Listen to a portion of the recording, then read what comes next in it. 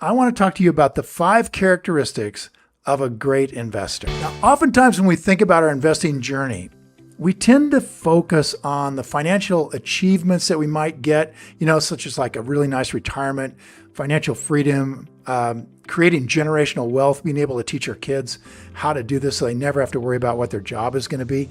But your investing journey can also, and almost inevitably will, lead you on an amazing path of self-discovery. This was the thing I didn't really understand about it when I first got going, but boy, I got it as I went along.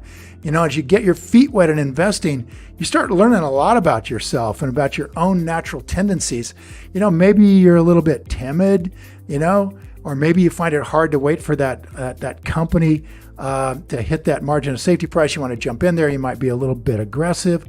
These tendencies will deeply impact the way you manage your investments. So it's really important to understand what the ideal traits are of a great investor, and then recognize some of the I'm not perfect in this trait that I might possess, and then I can work on those. And that is fantastic.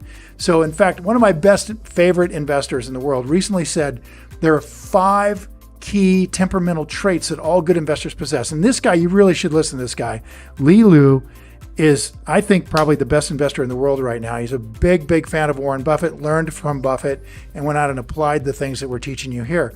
He's made over 30% per year compounded. That means he's doubling money for himself and his clients at the rate of just a little over double every 2 years.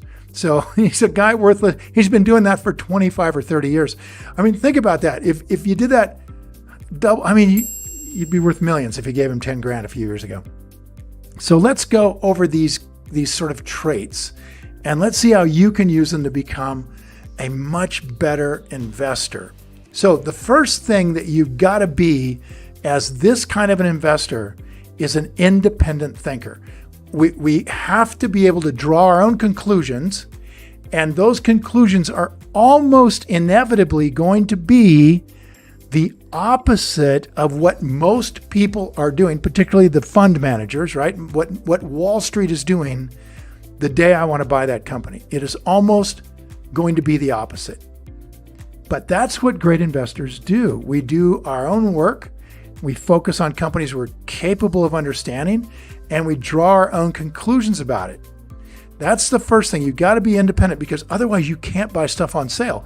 Things go on sale only because most of Wall Street's afraid of what's going to happen to that company over the next year or so. So you've got to be able to look at that and say, you know what? Next year, yeah, they're probably right. They're smart people down there.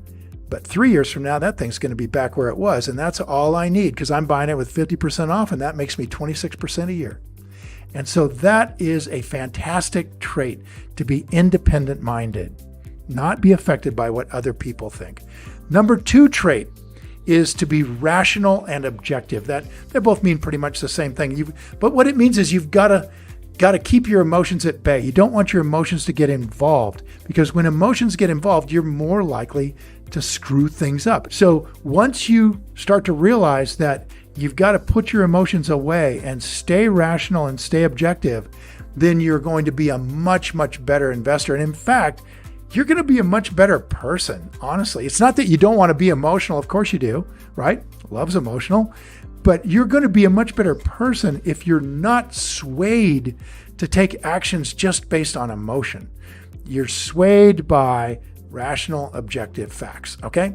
Third thing, great investors are patient, like the Sphinx sort of patient. Like one of my favorite guys, Francis Chow's great Canadian investor, said, I'll wait 10 years.